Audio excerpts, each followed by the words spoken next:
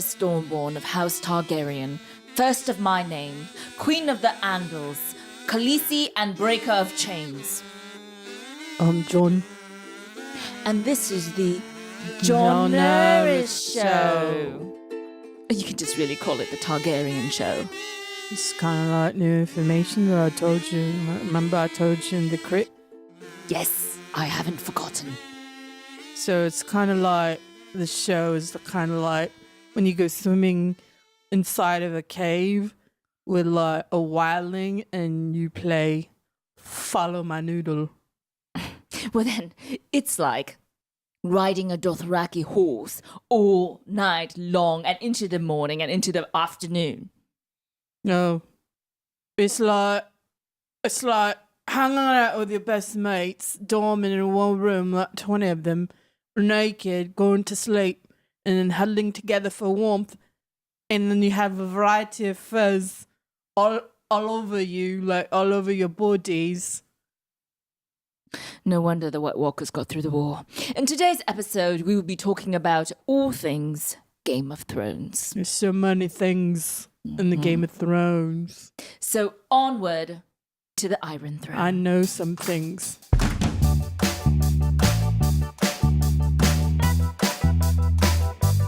Thank you, Dany and Jon. And we're back to the Ganru show, not the Jon Aris show. What is that all about? I don't know. What?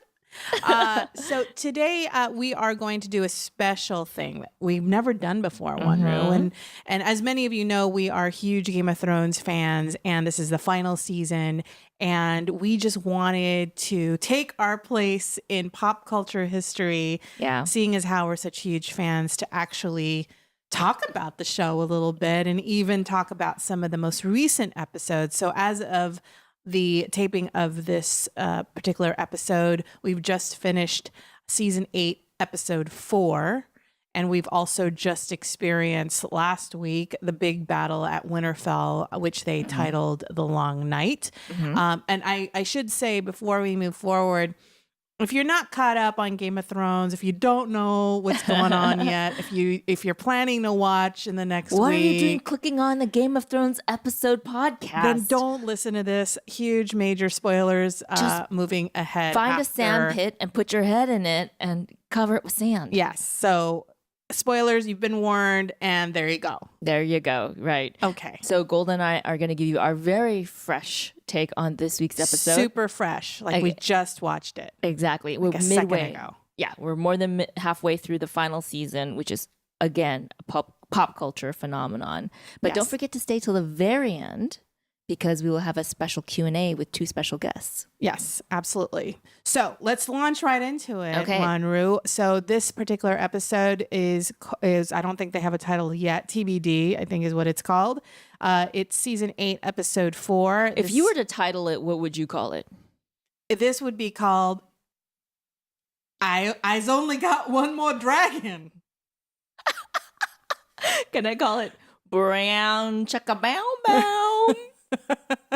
I like yours. You like mine? Brienne Chicka Bow Bow. If Brienne and Jaime had their own like combo name, what would it be? Bramey. Yeah, that would be Bramey.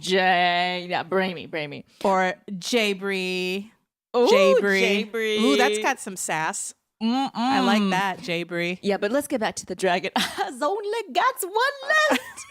I've only got one small. Only child. Ooh. Only child left. I mean, it's the biggest one. You know, Drogon was always bigger. He was always like the one. He's the big boy. He was always the one flying around, from my memory, right? Yes. The other 2 were chained up, and Drogon was like, I'm free and wild. He was like twice the size of the other one. Still, Rhaegon, ouch. I did not see that coming. So anyway, before we kind of launch right into it, so entering into episode 4, we just finished the huge battle at with the White Winterfell. Walkers and the Night King, yes. Right. So, I mean, a lot of discussion about the battle at Winterfell and the surprise with Arya. being the one to kill the Night Yes. King. A bunch of really great, wonderful directed scenes, really well directed. And the music, I can go on and on about the music. Yes. Loved the music. But there were also some holes in the that I've seen in terms of like The plot in episode 3? Yeah, episode 3. I think there was some discussion about how it all kind of played out, and one of the things that people were saying was that not enough people died in episode 3, given the amount of Yeah. just how with the stakes were so high that there was no major character died. I think people were expecting that That's some very characters interesting were gonna because die. some people were dissatisfied with the death count, and some people were saying things like, "Why did Ser Jorah have to die?" Yeah. I was like, Ser Jorah, I mean, he's weathered, right? He tired. He died. Boyfriend's like, this friend zone is exhausting. You know what's really exhausting? Not fighting these White Walkers, being in a friend zone for like 15 years. Well, I, for one, feel the right number of people died. That's just me. Okay? I'm not too picky. But for those picky people, what other plot holes were they talking about for episode 3? Well, I think one of the things that I had a problem with was Bran. Like, he's supposed to be like the person everybody's protecting and like protect Bran at all costs. Yeah, I found it really interesting that, God bless Theon. Theon and his handful of like Ironborn were there. Where are the rest of the guys? Where are they at? There was like, I counted like 12. 12 guys and Theon. Who was never much of a fighter. Let's just be he was a straight good up. archer. He's a good archer. But he's, but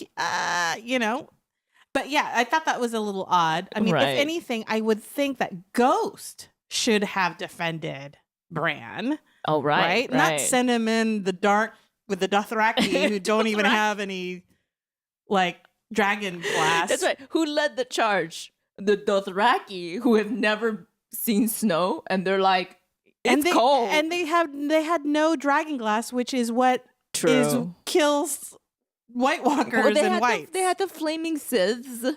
But they didn't know they were going to have that until the Very Sandra last minute. came at the last minute. Unprepared. So anyway, and Ghost was leading the charge. Yeah. What does he know? What? He is a He dog. doesn't know. And John's just like, yeah, go ahead, Ghost. I'm cool with that. But, oh my god. yeah, and then Bran wargs like for like 95% of the show. 90% of the show. And you're like, oh, this is going to be so useful. Yeah. Finally, he's doing the one thing he can do. Yeah, and he's like going into like a bunch of ravens who are flying behind the Night King. So what? What information is that? I think those ravens like went and watched a movie and then came back or something, and then they like downloaded the movie for Bran. Like they went off someplace, not to collect intel on the fight at all. I think Bran was just watching like watching his Netflix while this battle was going on. He's watching his version of a Netflix. He's going into the past. He's going into the future. The present. He was absolutely useless. He did nothing. Everyone is protecting him, and he's like not doing anything. He's like, let me go back to that time that people were having a feast. Let me go back and see what they were eating. Look what they're wearing. Major plot hole. The other thing that I had an issue with episode 3. Now, mind you, I loved it, but there was some like in retrospect, looking back. The other thing was that there were so many scenes, scene after scene, where characters that we love, like Brienne and Sam and Jaime, right? Mm-hmm. They were getting slaughtered. Like mounds of White Walkers piling up on them, and scratches and gouges and little coupled with slow motion, coupled with like, thematic music. Yeah. And did you watch episode 4 right now? Jaime didn't even have a scratch on his face. Did not have a scratch. And Brienne had a very, very cute bruise. Very admirable bruise. Admirable bruise. Yes. Because we're fast forwarding to episode 4 now, to the moment that Brienne and Jaime, it's finally happened. The bromance has turned into a fornication. Yeah. It's a northern fornication. Northern fornication. They're getting it on. So I love the way, the moment I loved, because he's got his by the way, he's killing off the White Walkers so easily, right? Like, Yeah. They couldn't get a hand on them. Mm-hmm. And then all of a sudden, episode 4, he's like, "Oh, the tie on my tunic.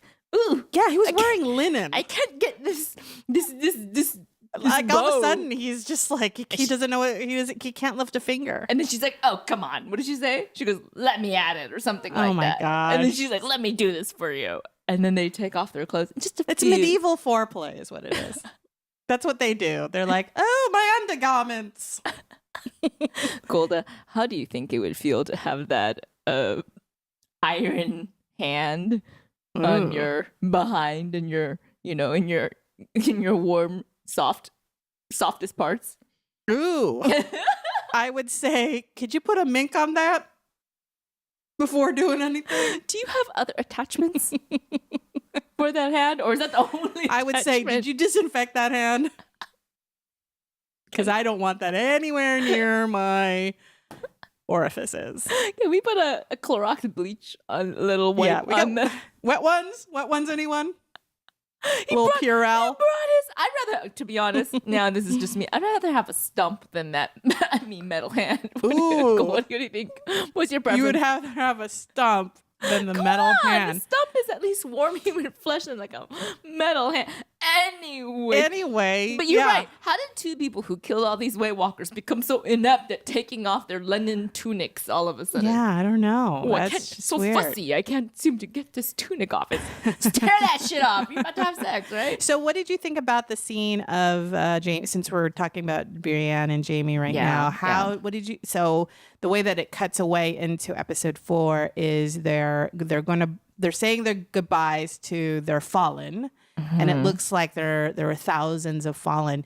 I have to say that these Northerners are probably some of the most efficient and industrious people, because Marie Kondo would have been like, wow, they do not like clutter.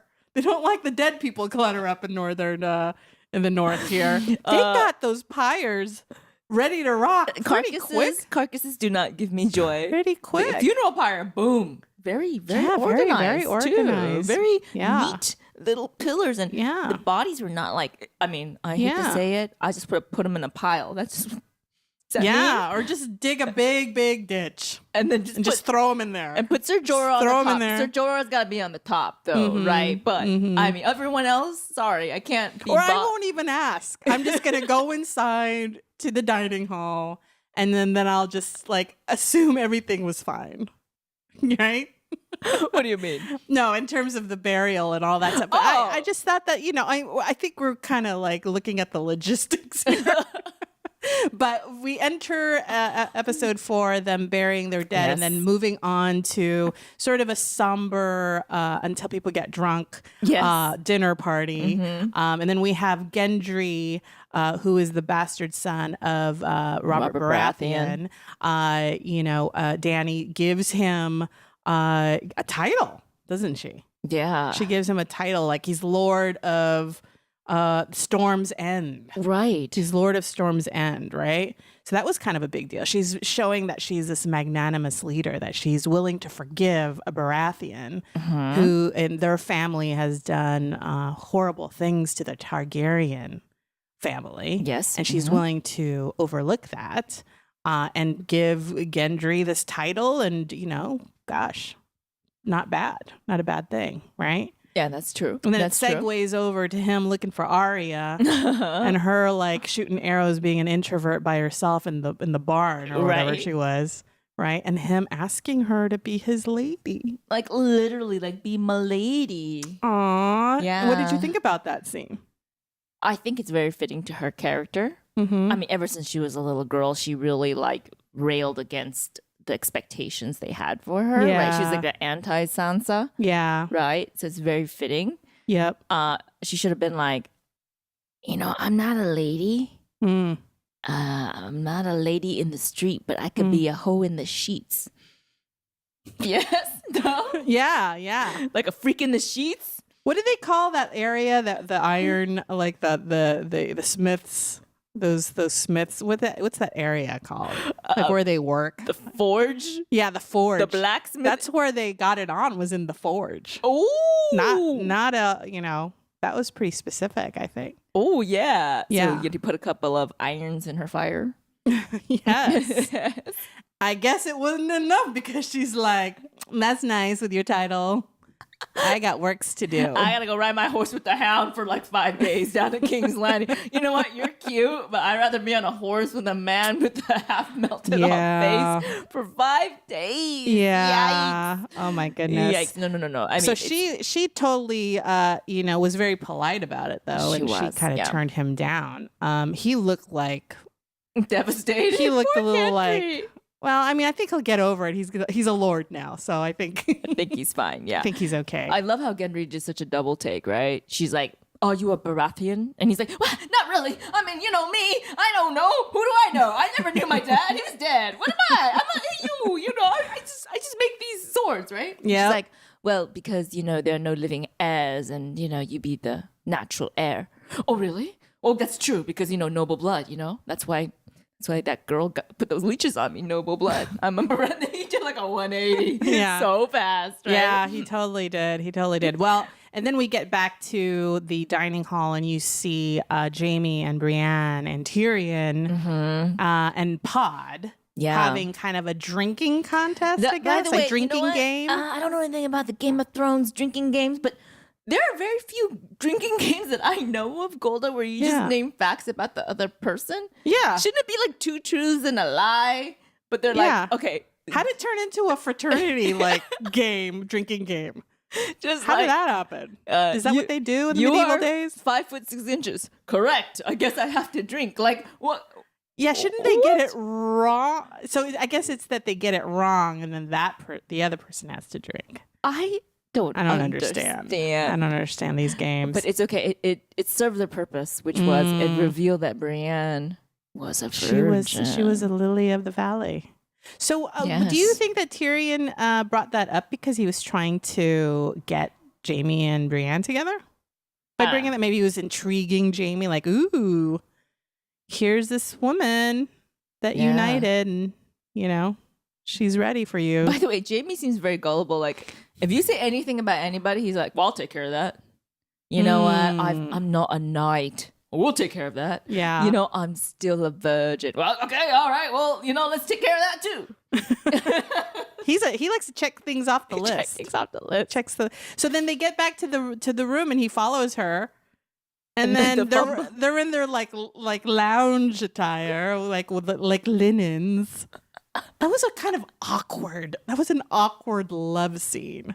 I felt very like at once I was happy, but then at once I felt more touched when she was knighted.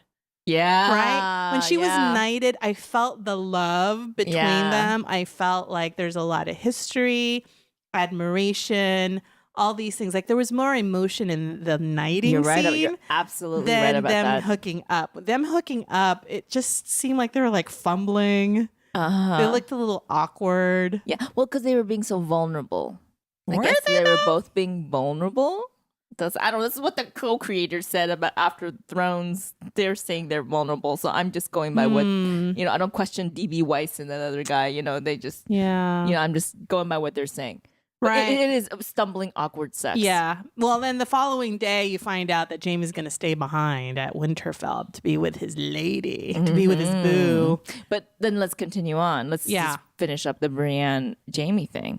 As soon as she hears, they hear that there's a battle commencing at Winterfell, he runs back to his sister. Now, what do you think that's about? What do you think his motivations are? Well, I think that I see a parallel between Jaime and Arya, right? Do tell. Like they're given a particular path up, and it's a safe path. It's a presumably more lucrative path. The path of least resistance, right? And it's a really wonderful potential future for them. But then they both have unfinished business. Unfinished business. And wow. I think that is it's too strong to ignore. So I think it would be easy to say, oh, Jaime's just addicted to Cersei and he's just addicted. He's addicted. I think Jaime's got a little bit, you need to give him more credit. I think that when people underestimate him, you're usually wrong. And I think it would be an underestimation to say that he's just obsessed with Cersei and he can't give her up. I think that he's drawn back to King's Landing because he knows that he has to finish something. Mm-hmm. And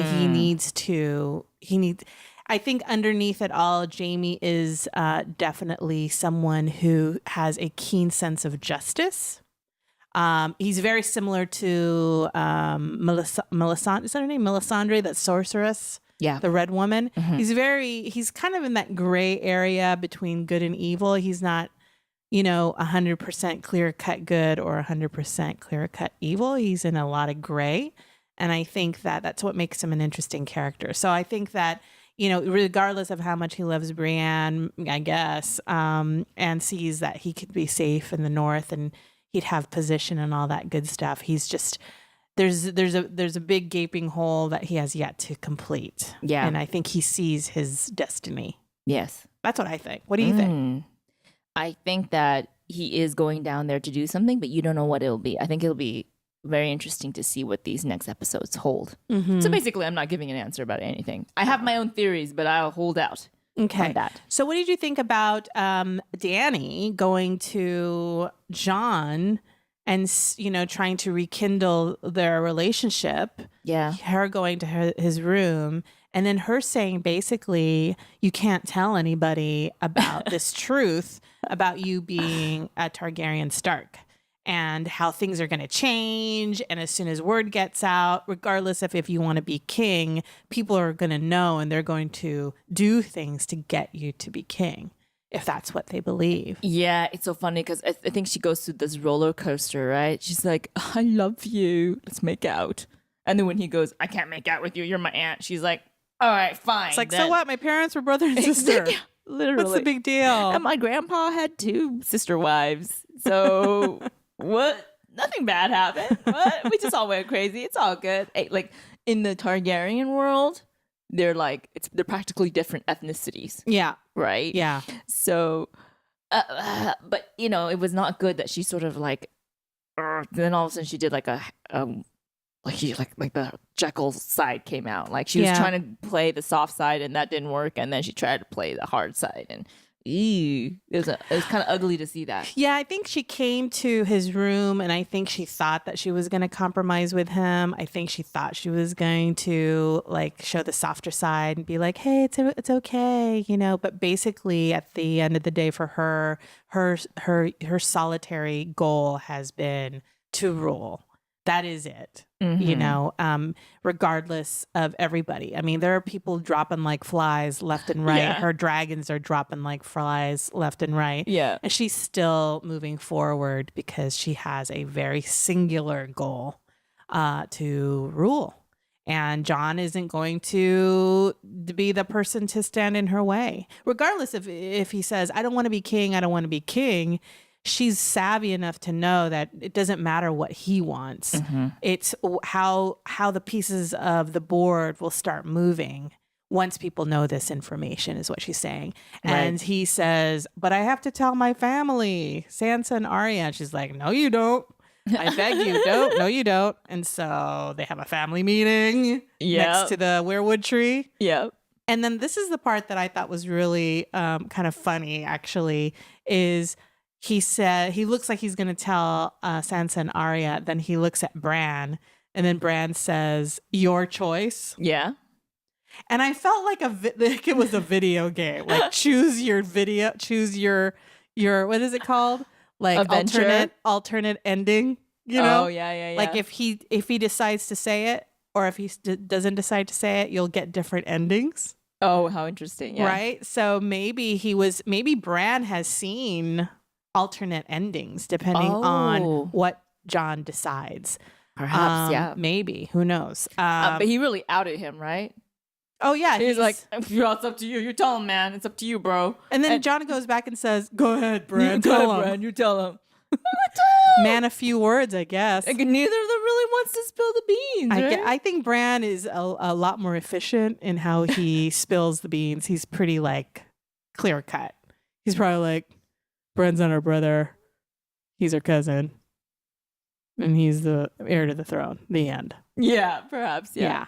And by the way, I'm also, he's like, I'm also watching another show right now, and I just wanted to let you know that on The Walking Dead, the character, because he's playing Netflix in his mind all the time, right? So he's like updating them on the Walking Dead. Yeah. Or he's like, oh yeah, I'm watching like MLB baseball. Veep's last episode. Veep's last episode is in 2 weeks.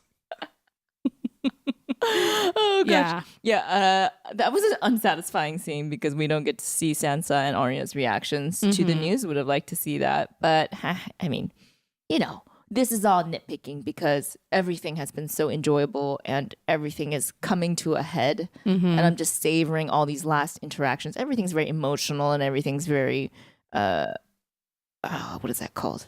There's so much. It's culminating, it's peaking, everything's climaxing. So What did you think of that when they're headed back to Dragonstone? They're headed back to King's Landing. Yeah, and they're in their ship and they get attacked, and then you see that that pirate guy.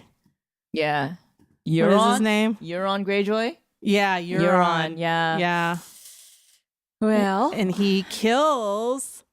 I know. Rhaegal. By the way, they can kill like 1,000 people on the show. Horrible. They can kill every single person on the show, but if they kill this last dragon, it is gonna kill me. I mean, Ghost already, he's all messed up. Oh God, every time one of these dire wolves, are they called dire wolves? What are they called? Yeah, dire wolves die, or one of these dragons die. It's like it's like 10,000 times worse than like whoever, like another soldier. Who cares, right? I mean, like, can I just say that speaking of Ghost, the Ghost Jon final where Jon gives Tormund Ghost because Ghost will be better off in the north, and Ghost's got his like jacked up ear and like still got blood on his white fur, and Jon doesn't even go over and pet him, doesn't give him a belly rub. No belly rub, nothing, no good boy. Yeah, no, and Ghost is all like whimpering and stuff. He just like takes off and doesn't even say anything. I know. What a dick, right? Jon's kind of a dick. Dick move, Jon. Yeah. I mean, I don't think that, Jon's followers see that. If they saw that, then they'd be like, I don't know if he can be the king. If they see how Daenerys loves her dragons and she's out there like, oh, is your wing okay? Mama loves you. Mama loves you. They'd be like, oh, Daenerys is the one I'm finding. Jon's like, no, go up to the north. They're like the real north where it's really cold. He's like pawning off his dog to like his friend that he doesn't even know if he's going to see again. I know. What the heck? What? They do things in the north differently, I guess. Well, okay, I was gonna say this. They've really raised the level of their bow and arrow thing, their scorpion thing. That thing. Right. They really, that's the dragon killer. They really amped that up this episode. Yeah. So we saw it in a previous battle, and I think it was in its pilot stage. Yeah. They're still workshopping it. It's the beta. It's the dragon killer, like it's called Scorpion, as you mentioned. Crossbow. Yeah, and it's created by Qyburn, who's the hand of Cersei. Mm-hmm. And it looks like he has perfected it. Yeah. And it even has a seat. It's got a seat. Around. It's like, like in those submarines when they have like like the guns. It's like that, like, or even in Star Wars, on the Millennium Falcon. Yeah, that thing spins around. Yeah, it spins around. Crosshairs and stuff. I think there was some borrowing, perhaps, of Qyburn's design of the Scorpion. But from what I saw, it looked like it's a one and done. Like they don't got like 20 of those spears. They have one crossbow, a big one, and they got one bow, and then they're gonna shoot it. That's it. That's their load. That's their payload. Going back to the business plan of the Scorpion, perhaps that was a poor oversight by Qyburn. Instead of building like 50 of these scorpions and one arrow per one, maybe figure out like something where you can get multiple arrows in one maybe 2 scorpions. Right. Anyway, we are nitpicking. All right, this brings us to one of the most tense moments, which is Melisandre on the wall. Yeah. Not Melisandre, I'm sorry. Missandei. Yeah. I mispronounced Missandei. Missandei. Okay, Missandei. This is Grey The Worm. faithful best friend of Daenerys. Yeah, and this is Grey Worm. I love you, Missandei. He's like so monosyllabic. Poor guy. Missandei. Can't catch a break. Get in the ship. Go, Missandei now. Anyways, poor Grey Worm. He's just not expressive. But what do you think about that moment with the negotiation and then ultimately her beheading? I think the writing was on the wall. If you have been watching Game of Thrones at all, you'll know that Cersei is not to be trifled with. She's like a terrorist. You just don't negotiate with terrorists. Oh. You just don't. You can't. Because, and interestingly enough, it's easy to look at Cersei as the villain, but you also cannot negotiate with Daenerys. That's true. Hey. So, you could think of her in those terms as well. But I already knew that Missandei, she was toast. She was toast. Yeah. I mean, once you see Mountain like lurking anywhere, she's shackled, and then Cersei's there. Was she wearing her tiara? She was like a baby tiara. She was wearing her tiara. It looked like Joffrey's tiara. Because, remember Joffrey had a little tiara? Yeah. I think she's really kind of pumping, flexing her muscles there. Yeah. She's really like not messing around. She is putting all of the brute force up for display. By the way, what do you think they feed the Mountain?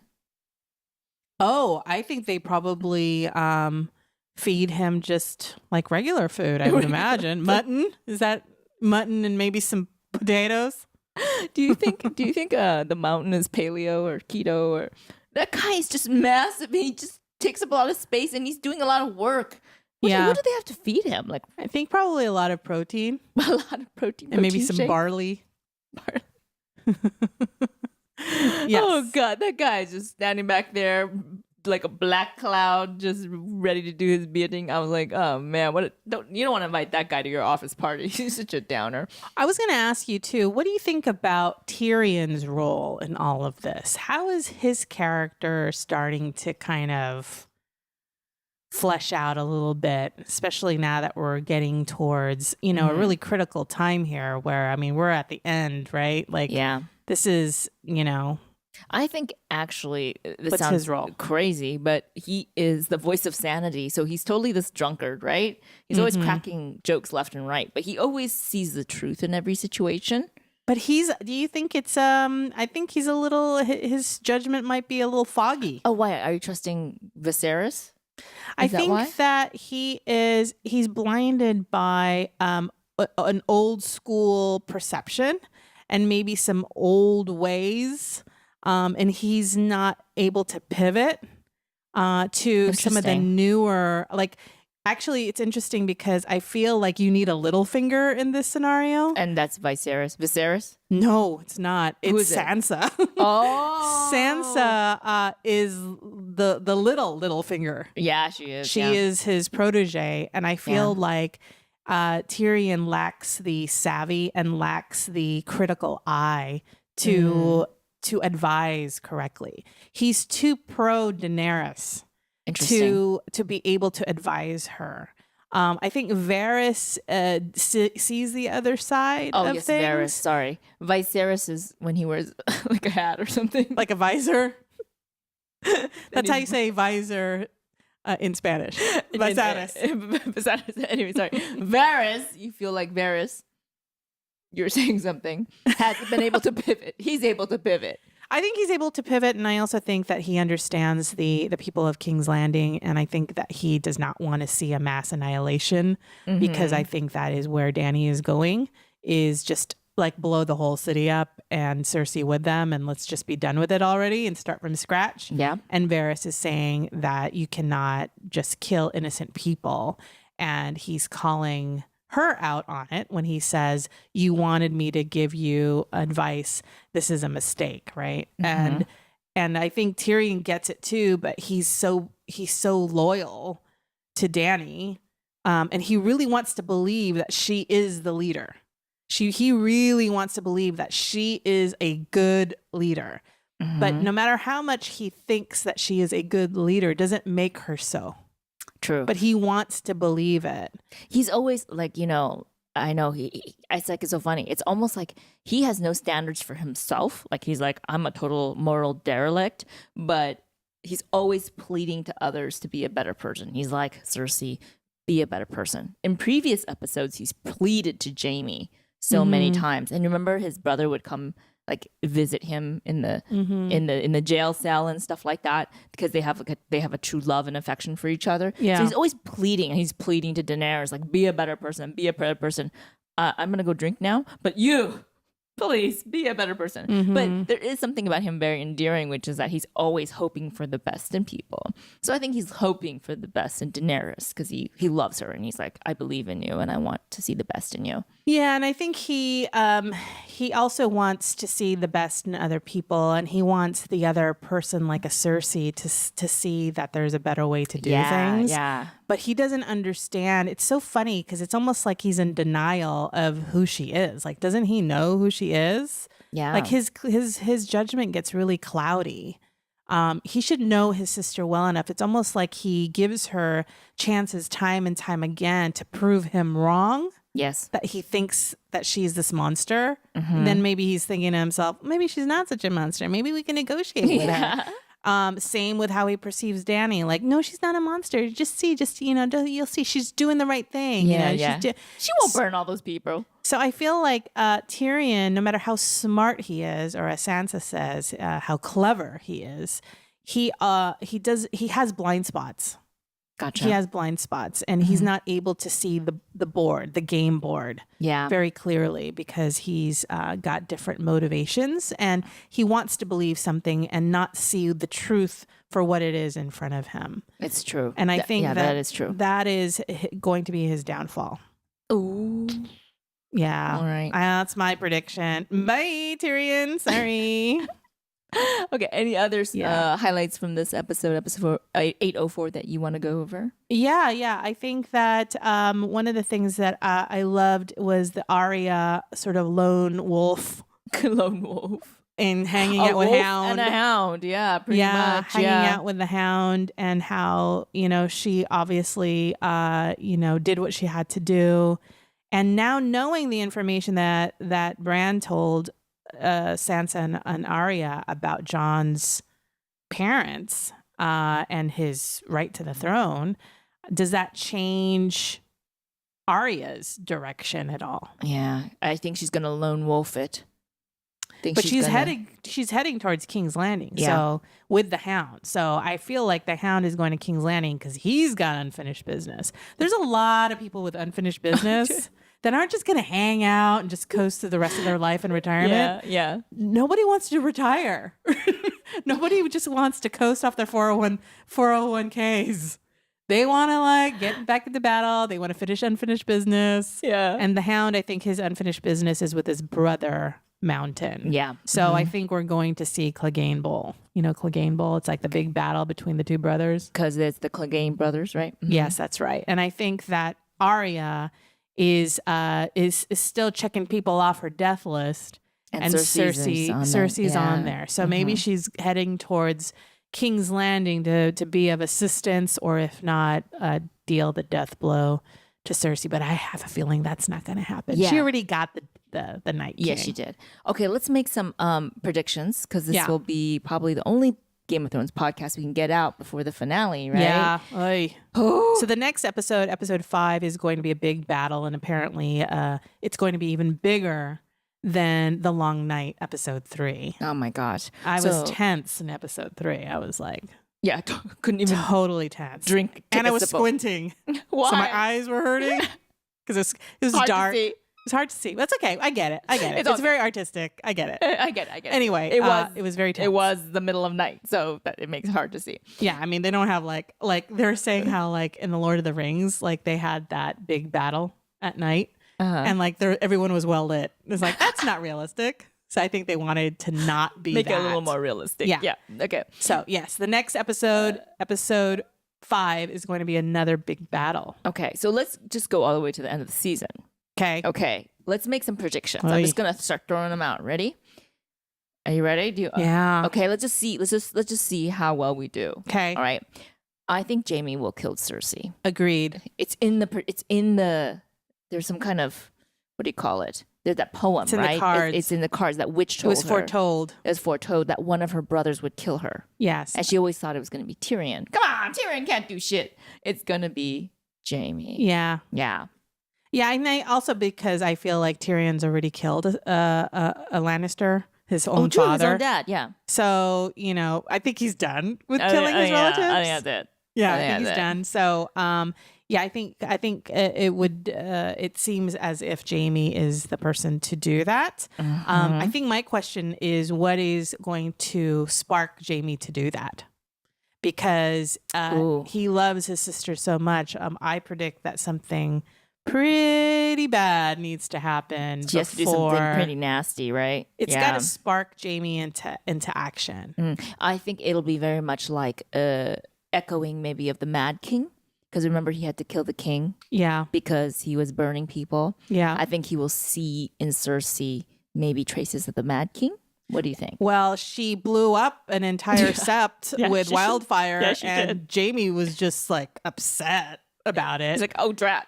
Like, kind of like, oh, you forgot to pay the cable bill? Why again? Like that. It was that level of upset. Of irritation. Yeah, right? it wasn't like anything else. I mean, he didn't kill her because of that. Yeah. I mean, that was a lot of innocent people using wildfire, the same thing that he knew that the Mad King had. True. I think that it's going to be a little bit more personal for Jaime. There's got to be, I feel like what's going to happen is someone close to him will have to be killed, executed, something by Cersei for him to feel like now you've done it. Good prediction. That's a great prediction. Yeah, and because who is Jaime close to? Tyrion? Yeah, and Brienne, right? Like those are the two people I would think but are. Brienne's gonna be up north, no? Well, I mean, she's a warrior. She might follow Jaime, True. and be like, I got to protect my boo. Yeah, from that crazy biatch. Now she's getting it, and she's like, you know what? I don't want to be without it. Maybe. Yeah, she might be like, I can't be all like 40 fortnights away from you or whatever it's called. A day's ride away. Yeah. Okay. All right. So both of our predictions is Jaime's gonna kill Cersei. What are the yeah, and predictions? I think Tyrion's toast. Oh, you think he's gone? Tyrion's toast. It's too much. Too many errors. Too many errors and too many bad calls of judgment. Okay, all right. Too many. Okay, that's a very, very good prediction. Yeah. I think he'll survive to the end. I'm just going to go with that. I don't know why. Okay, who do you think will sit on the Iron Throne? That's the $1 million question. Well, I think I know who won't. Who that? If process of elimination. Who that? I don't think Dany's going to get to the Iron Throne. I think she's heading towards a slippery slope. She's heading towards a familiar bleak path. She's not going to get there. Cersei won't get there.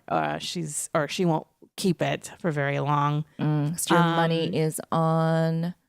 My money is on a democracy with senators and things like that, and an election. I think that'll happen. I think that the closest thing we'll get to it is maybe Sansa. Interesting. Being part of the Senate. Maybe she'll be like the House Whip. So you think it's going to be a democracy? I think it might be a democracy. I think people are going to be so sick of all of these like royals that are calling the shots and then everybody's suffering because of it. Right. They're going to be like, this is bullshit. Yeah. So I think my prediction is going to be Jon Snow. Okay. Because it is the Song of Ice and Fire. That's the name of the whole book, right? Yeah, but he has yet more books to write. Yeah, but I mean, I'm saying he encompasses that. He is ice and fire. But you know what? Game of Thrones, if they're known for anything, it's a twist. They never give you what you want. They'll give you little crumbs like the Battle of Winterfell. That's as good as you're gonna get, people.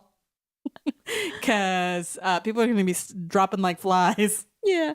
In the next couple episodes. I think it's going to be Jon, but then what he's going to do a classic Jon thing, which is, he's going to, with a lot of effort, win the throne, meaning, be the kingdom of the ruler of the seven kingdoms. Mm-hmm. At the end, he's like going to be like, you know what? You guys all rule yourselves. He's going to do something weird, like very Jon-like, right? Which is like, all right, I am the king, but I'm not the king. Okay, Yeah. I am the king of the north, but I'm not king of the north. Okay, yeah, I am the head of all the crows guys. What is that called? The Black Crows? Yeah. That was a band The in Counting the Crows. 90s. He was the whatever. He was the king crow of, Yeah. But I'm not really. He keeps trying to push it. He obtains the leadership and he pushes it off. So I think he's going to actually gain the seven kingdoms either through the support of Dany. I don't know how, or something's gonna happen, but he's gonna get it, and he's like gonna be like no, and then he's gonna give it to someone else or divvy it up or something. Yeah, I think he's going to give it to Sansa. He's going to leave it to Sansa to figure out. Okay. And I think that Dany's going to die in this whole thing. Oh, you think she's gonna die? She's toast. I think she's toast. What's going to happen is the last of the dragons will fall. Yeah. And really, I mean, you saw a little glimpse of it, like in the Battle of Winterfell, when her dragon, what's Viserion? No, what's her dragon's name? Drogon. When Drogon, remember when he got that flea infestation of those White Walkers? Of the White Walkers, yeah. And then she fell off the dragon, and how like she was totally like helpless. She was like, She didn't know what to do. That just shows, it illustrated that without her dragons, she really is not very powerful. True. Right? Versus Jon, he can command a presence. People believe in him and want to follow him. Yeah. He is a natural born leader. Yeah, as is Sansa, I feel like she's really, and she was taught by Littlefinger, who is very good at working the politics, right? Okay. So you think it's going to be a Sansa Jon co-ruling? You think Daenerys is toast? I think Daenerys is That's toast. a very strong prediction. Arya will still be around, but I feel like Arya is just going to kind of coast around. She's going to be up. I support you. I think it will be Jon who will sit on the Iron Throne and he's going to like divvy it up. I don't think Sansa's going to have a huge role, but Daenerys, I think this is just it. Toast. I think the Targaryens are dying off just like the dragons. It's like they're too crazy. Yeah. They're too crazy. I think that when a Targaryen gets power, a Targaryen doesn't know how to command it. Yeah. With great power comes great responsibility. And I don't think the Targaryens have mastered that. And I don't think she is going to be the one to do it. Yeah, and Stark and Jon only will be sane because he feels he's mostly Stark anyways. He didn't really revel in the whole Targaryen lifestyle, right? Yeah. That's right. He was raised as pseudo Stark. And that is why Golda and I, if you watch the YouTube, we're dressed in clothes that are very inspired by the Starks. Yes. So do you have any other predictions? You looking forward to the next couple episodes? I absolutely am. I look forward to also coming back and listening to this episode and seeing if our predictions come true. Yes, absolutely. Well, if you have enjoyed what you have listened to or seen, please keep in mind that we do have a YouTube channel. If you just look for The Ganru Show, you can subscribe to us and you'll get notified every single time that we have a brand new episode. And we're also available on several different types of podcasts. Yes, providers. so every podcast provider out there, Apple Podcasts, Google Podcasts, Stitcher, Overcast, Spotify. Yeah, and you can also ask your HomePod to play The Ganru Show. So you can ask Alexa or Siri. Yeah. Yeah, absolutely. But before we go, we wanted to make sure that you stick around long enough to see some special guests. They're going to answer some questions from some fans, apparently. So until then, we'll see you later, but stick around. So, Jon, can you believe some people find me, Daenerys Stormborn, cold, unapproachable? Can you believe that? No, I can't. You're not intimidated by me, are you? Just because I can't be burned and I've got 2 dragons. 1 dragon. Sorry, just can't get... I'm not emanated. Okay. Well, to help, the commoners feel more comfortable with me, I've decided to do a Q&A. Well, John and I have agreed to do a Q&A today, answering all your piddly little commoner questions. This is deep-seated questions. That's what I see here. As deep-seated as your commoner brains can come up with. So I have deemed the next few minutes worthy of your time. So please, would you like to start with the first one? I would indeed. This message comes from MQ over in a place called Dayton. Dayton. I'm not familiar. I don't know where that is. What kingdom of Westeros is Dayton in? I don't know. Maybe on the one on the left. Her question is, okay. MQ says, Dear Dany, first off, I'm a huge fan. A bit personal, isn't she? Calling me Dany. Your queen or my lady would be a little bit more fitting. But go on. So she says, first off, I'm a huge fan. Okay. Go Team Targaryen. That's a nice bit, isn't it? Yes. It's a nice bit. Yes, fire and blood to you, darling. I'm currently head hot dog concierge at the Dairy Queen. And I'm ready for the next step up in my career at the DQ. It's a DQ. MQ at the DQ. Dairy Queen, I assume. Right.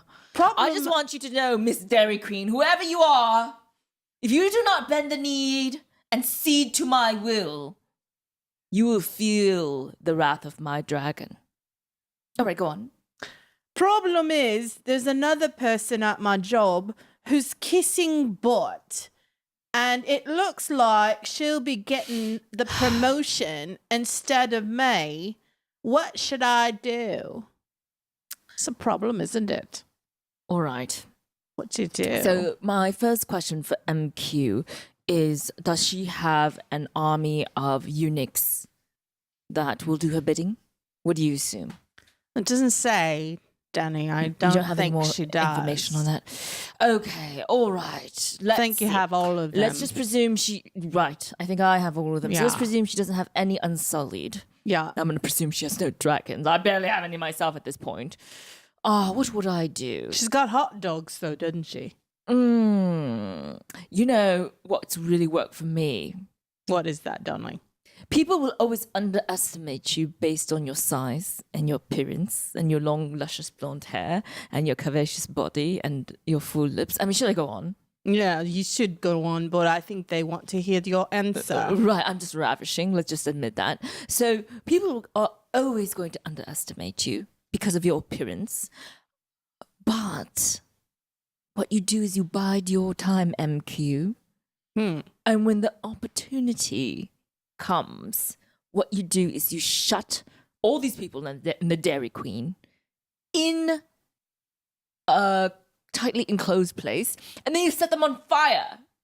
And then you walk out because you're fine. You're going to be fine. You won't be able to be burned. And I think you'll be okay. That's my advice for you. Danny, don't you think that there's room for diplomacy in matters like this at the DQ? Oh my God. You know what diplomacy got me? It got me to kill dragons last time. All right. Fine. Let's say we want to do it your way, John. Always so diplomatic, saving lives. I would say bide your time. Keep your mouth shut. Collect the information because they won't know that you're using your brain. And then when the opportunity comes, you take that manager, you shove a Valerian sword right in her back, theoretically speaking, and you take that manager position from her. All right. There you go.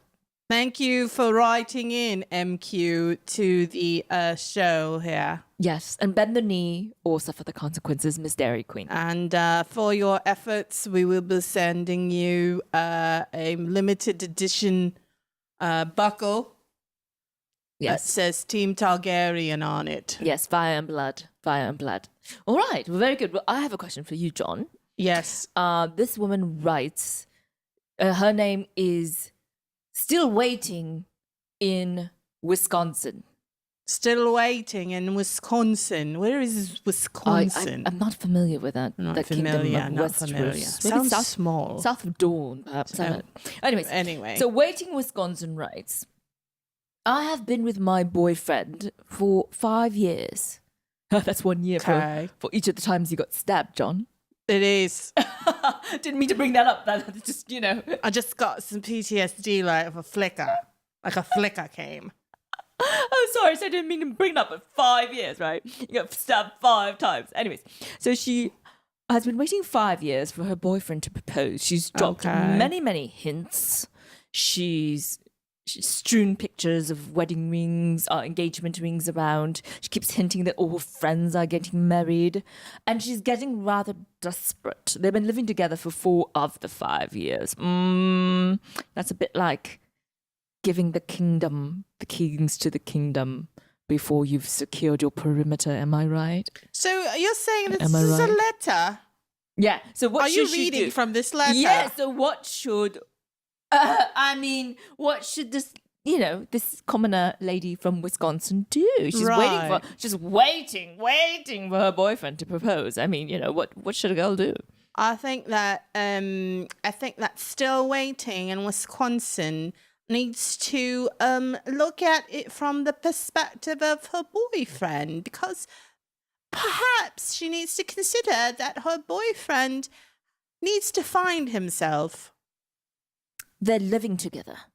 He's already committed to her. It's just another level of commitment. It's either are you committed or are you not committed? Am I your queen or am I not your queen? I'm saying hypothetically, for waiting in Wisconsin. You know what they say? They say sometimes that even when you're surrounded by 1,000 or even 1,000,000 people, how you can feel alone. Perhaps that's what she needs to consider, is that her boyfriend is not entirely there, and needs to be by himself in his mind. Well, then I would tell her, then she needs to be by herself and he needs to be by himself, not living together and making her all these promises that she can't really, he can't really keep, he can't really follow up on. I think that she should just wait another 5 years and then perhaps things will change. Another 5 years? Minimally 5 years. That's your advice, to wait another 5 years? Yes. Well, waiting in Wisconsin, you will be waiting much, much longer for something that will not appear. And don't forget, never promise the kingdom. Never give him the keys until you've secured your perimeter. I think you should just wait 5 years and then just give it a go. Give it a go. And a promise is a promise, isn't it right, John? A promise, but he needs to be true to himself. That's what I'm saying. It's important. So thank you so much. Still Waiting in Wisconsin. We hope you have the very best of futures. Well, I think I've demonstrated that I'm just like a commoner myself. I can relate to you on all levels. Absolutely. I see that. You are very much a commoner at this very minute in time. And John, you can sleep in the crypt tonight because I'm going to be flying my dragon. Well, that's what you do then.